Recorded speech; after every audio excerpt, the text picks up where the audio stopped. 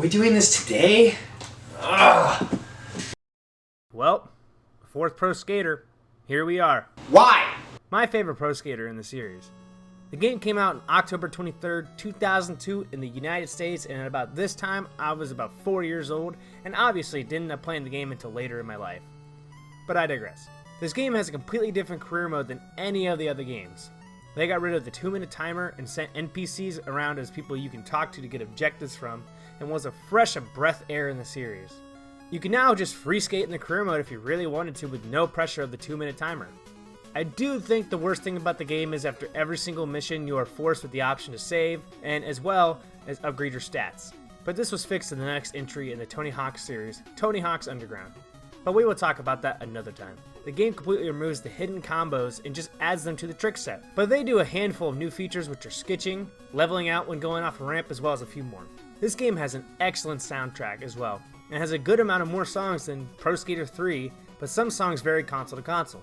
The game's updated trick system and larger levels were praised upon release and had positive reviews and ratings.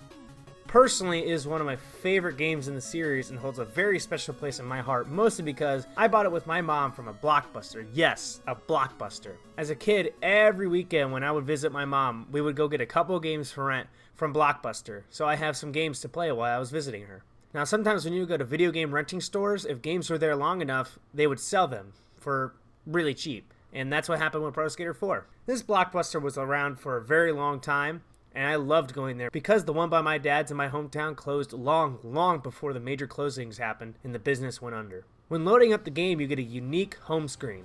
And I don't mean the options you can select, I mean the people in the background skating the halfpipe in front of the skate shop where you customize your character.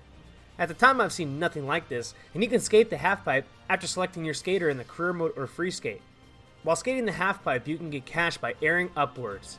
In the halfpipe, you can see the skate shop entrance in the van where you can buy levels, skaters, cheats, etc. The creative skater is a pretty similar function as the last game. Okay, let's talk about the levels. There are 7 main levels and 2 secret levels you can buy. Those levels are College, San Francisco, Alcatraz, Kona, Shipyard, London, Zoo, Carnival, and Chicago from Matt Hoffman's Pro BMX 2, and that level honestly only plays out okay. So upon starting the game, you get a photographer to talk to you, giving you the rundown, and that you can talk to others for goals and objectives. The first 3 levels in this game are so much fun and are made so well. Hell, you can play tennis and baseball in them. Kona is made very well as well, but I find myself getting a little burnt out in the level as of late, but it doesn't take away from the level. Now comes the dreaded Shipyard. In my opinion, this is one of the worst levels I've ever played in a skateboarding video game. I just don't think that level flows very well, and I hate when you fall in the water, you just drop in nowhere near where you fell, which is extremely frustrating, and some of the missions are just, to me. London is a good pick-me-up of a level, not bad, has some fun missions, and is a really nice, aesthetically pleasing level. Now, Zoo is another great and fun, unique level, and one of my favorites. Has some really fun missions involving the animals as well as dodging poop. Poop! Now, Zoo is a fun way to end off the main levels. On to the level I haven't talked about yet, Carnival.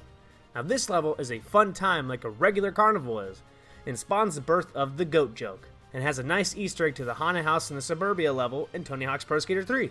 So upon some research on the original PlayStation version of the game, the developers added a level called Little Big World, which reminds me of the vibe I get in some of the levels of Disney's Extreme Skate Adventure, which is pretty much a Disney clone of Tony Hawk's Pro Skater 4, but I'll get to that in a future video. This game holds some good memories for me. I played this game in Underground almost constantly as a kid. Obviously this game has no story mode, but it just feels like there's something there, breathing on my neck. Or maybe I'm just thinking too hard. With this game, you can kind of see where the developers are heading and what they're thinking for future titles.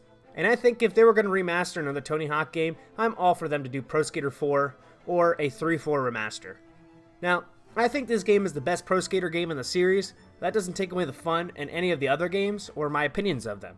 As much as my opinion on Tony Hawk's Pro Skater 3 isn't really that much, and the game doesn't do that much for me, I still think it's a fun game. So I think it is a fun start if you're looking to play old Tony Hawk games.